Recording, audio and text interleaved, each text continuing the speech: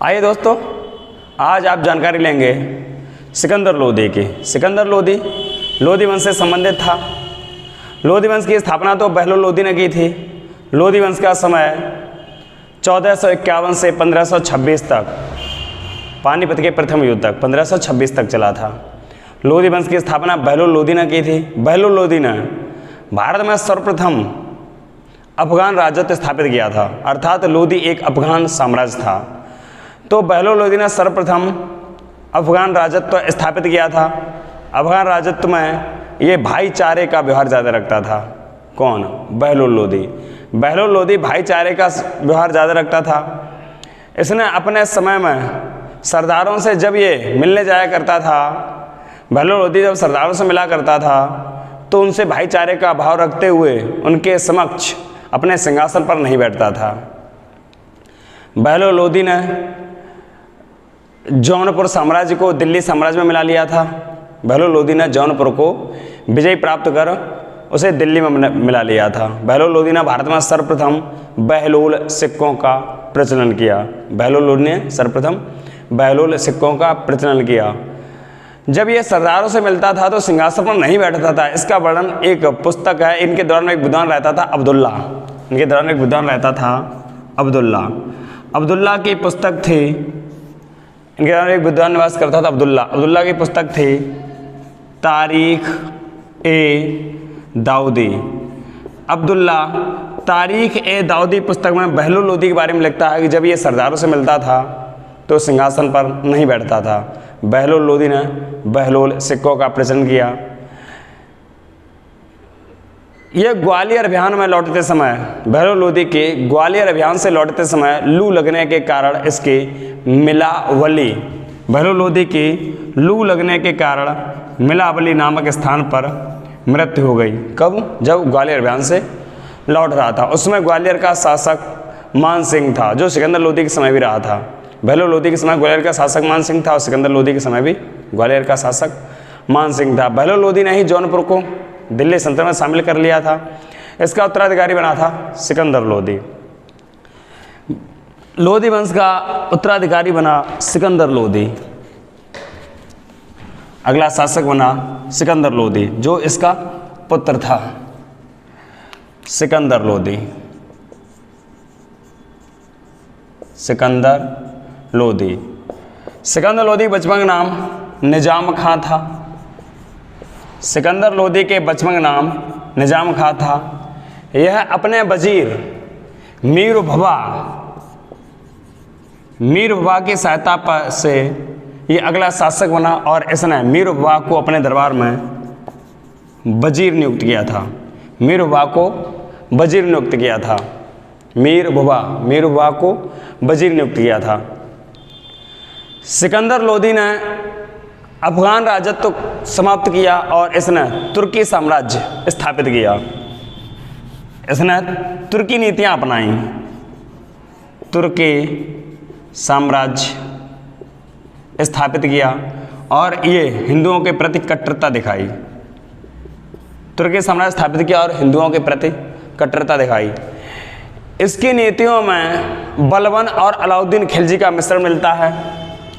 बलबन और अलाउद्दीन खिलजी। सिकंदर लोदी की नीतियों में बलबन और अलाउद्दीन खिलजी का मिश्रण मिलता है। हिंदुओं के प्रति एक कट्टरता स्थापित करता है। इसके समय थानेश्वर में लगा करता था हिंदू मेला। तो सिकंदर लोदी ने थानेश्वर में हिंदू मेला पर रोक लगाई। हिंदू मेला पर रोक लगाई। कहाँ? थानेश्वर में। सिकंदर लोदी ने थानेश्वर में हिंदू मेला पर रोक लगाई और यमुना नदी के तट पर बालकों का जो मुंडन हुआ करता था और हिंदुओं के मुंडन पर इसने प्रतिबंध लगाया। हिंदुओं के मुंडन पर प्रतिबंध लगाया जो यमुना नदी के तट पर हुआ करता था। यमुना नदी के तट पर मुंडन कराने आया करते, इन पर इसने प्रतिबंध लगाया। इसने सिया संप्रदाय के प्रति भी कट्टरता स्थापित करी। महिलाओं और लड़कियों को इसने अपने समय में पीर मजार पर जाने पर प्रतिबंध लगाया। महिलाओं को पीर मजार पर जाने पर प्रतिबंध लगाया।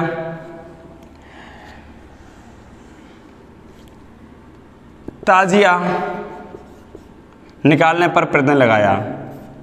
सिकंदर लोदी ने शिया संप्रदाय के प्रति भी कट्टरता स्थापित की, जिसमें महिलाओं को पीर मजार पर जाने पर प्रतिबंध लगाया और शिया लोग ताजिया निकालते थे, इन पर प्रतिबंध लगाया।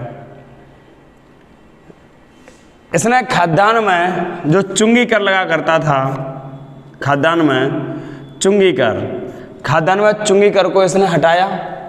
खाद्यान्न में जो चुंगी कर लगा करता था उसे हटाया और इसने जकात कर खाद्यान्न पर लिया जाता था, जकात कर समाप्त किया। इसने चुंगी कर को समाप्त किया और जकात कर को समाप्त किया। इसने 1504 में सिकंदर लोदी ने 1504 में आगरा नगर की स्थापना की। आगरा नगर, इसने दिल्ली से आगरा के लिए नगर की स्थापना की और 2 वर्ष बाद 1506 में से अपनी राजधानी बनाया। आगरा को राजधानी क्यों बनाया? क्योंकि आगरा ये मध्य प्रदेश, ग्वालियर मध्य प्रदेश पर भी अपना प्रभाव बढ़ाने की कोशिश करता था और उधर राजपूत राजा राणा सांगा पर भी अपना प्रभाव बढ़ाने की कोशिश किया। इसलिए अपनी राजधानी को इसने आगरा, जो राजस्थान के भी निकट पड़ती है भरतपुर के पास और इधर मध्य प्रदेश के पास भी पड़ता है, तो इसने दिल्ली से आगरा अपनी राजधानी परिवर्तित की। 1506 में आगरा नगर की स्थापना करी, 1504 में आगरा नगर की स्थापना करी और 1506 में से अपनी राजधानी बनाया। इसने अपने समय में आयुर्वेद पर पुस्तक थी फरहंगे सिकंदरी का फारसी भाषा में अनुवाद कराया। आयुर्वेद पर पुस्तक फरहंगे सिकंदरी का फारसी भाषा में अनुवाद कराया। सिकंदर लोदी गायन शैली में रुचि रखता था, तो इसने एक गायन शैली पर पुस्तक लिखवाई थी। गायन शैली पर इसने एक पुस्तक लिखवाई थी जिसका नाम था लज्जत ए सिकंदर शाही, जो गायन शैली पर आधारित थी। लज्जत ए सिकंदर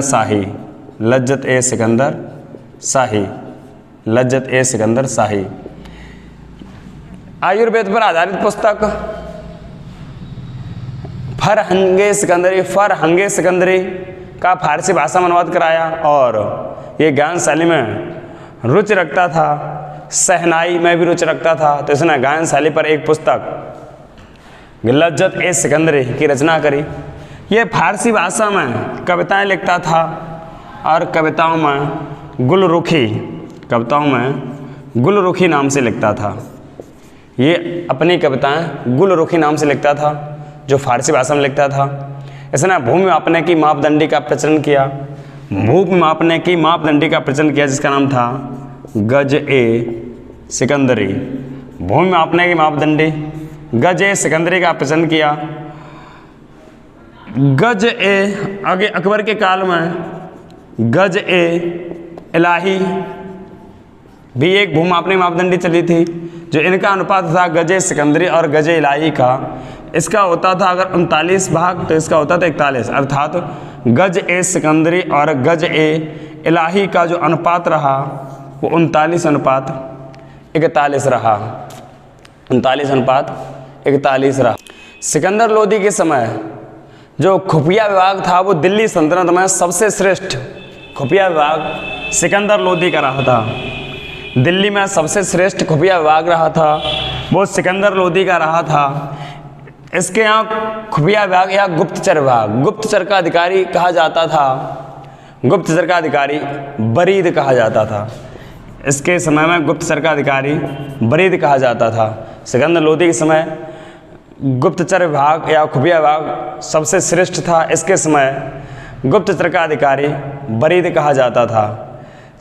इसके समय एक ब्राह्मण ने कहा था कि इस्लाम धर्म भी हिंदू धर्म के समान पवित्र है। सिकंदर लोदी के समय एक ब्राह्मण ने कहा कि इस्लाम धर्म भी हिंदू धर्म के समान पवित्र है। तो इस बात पे सिकंदर लोदी नाराज हुआ और सिकंदर लोदी ने उसे जिंदा जलवा दिया। सिकंदर लोदी ने जिंदा जलवा दिया। उसका नाम था, ब्राह्मण का नाम था बोधन। तो सिकंदर लोदी ने बोधन नामक ब्राह्मण को जिंदा जलवा दिया था। सिकंदर लोदी ने अवंती के किले पर आक्रमण किया और वहाँ इसकी बुरी तरह हार भी हुई थी। अवंती के लोगों ने ऐसे घसीट घसीट कर मारा था। इसकी बुरी तरह से हार भी हुई, लेकिन अवंती की महिलाओं ने वहाँ जौहर कर लिया था। तो परीक्षा में कई बार पूछा गया कि सिकंदर लोदी के समय कहाँ की महिलाओं ने या कहाँ के किले में, तो अवंत के किले में महिलाओं ने जौहर किया था। और ये ग्वालियर और पश्चिम बंगाल को सिकंदर लोदी नहीं जीत पाया था, लेकिन इसका उत्तराधिकारी होता है इब्राहिम लोदी। तो इब्राहिम लोदी ने सर्वप्रथम ग्वालियर को दिल्ली सल्तनत में शामिल किया था। इब्राहिम लोदी ने सर्वप्रथम ग्वालियर को दिल्ली सल्तनत में शामिल किया था। उस समय ग्वालियर का शासक था विक्रमवीर सिंह। जब इब्राहिम लोदी ने ग्वालियर पर आक्रमण किया था, उस समय विक्रमवीर सिंह ग्वालियर शासक था, विक्रमवीर सिंह। तो इब्राहिम लोदी ने ग्वालियर को सर्वप्रथम दिल्ली सल्तनत में शामिल किया था। बंगाल को इब्राहिम लोदी भी अपने आप में शामिल नहीं कर पाया था, अर्थात दिल्ली सल्तनत में शामिल नहीं कर पाया था। इब्राहिम लोदी ने सरदारों के प्रति दमन नीति प्रारंभ की। ये सरदारों को बड़ी मात्रा में से दमन किया था इसने। सरदारों को बड़ी मात्रा में दमन किया तो पंजाब का शासक था दौलत खां, और पंजाब का शासक दौलत खां और इसका चाचा था आलम खां। तो दौलत खां और आलम खां इसके विरोधी बन गए थे। इब्राहिम लोदी ने राणा सांगा के साथ खतौली का युद्ध किया। खतौली का युद्ध, खतौली, इब्राहिम लोदी ने खतौली का युद्ध लड़ा था। मेवाड़ के शासक थे उस समय राणा सांगा। राणा सांगा ने खतौली के युद्ध में इब्राहिम लोदी को बुरी तरह पराजित किया। यह युद्ध हुआ था 1517-18 में, लगभग 1517-18 में खतौली का युद्ध हुआ, जिसमें तो यहाँ राणा सांगा, दौलत खां और आलम खां तीनों ने मिलकर बाबर को, जो दुर्दांत आक्रमणकारी हुआ करते थे मंगोलों की तरफ से, उनका उत्तराधिकारी हुआ था बाबर, तो ना दुर्दांत आक्रमणकारी बाबर को आमंत्रित किया। और इब्राहिम लोदी 1526 में बाबर द्वारा पानीपत के प्रथम युद्ध में पराजित हुआ और युद्ध में मारा गया। तो दिल्ली सल्तनत का एकमात्र शासक इब्राहिम लोदी था, जो युद्ध करते करते युद्ध के मैदान में ही मारा गया था।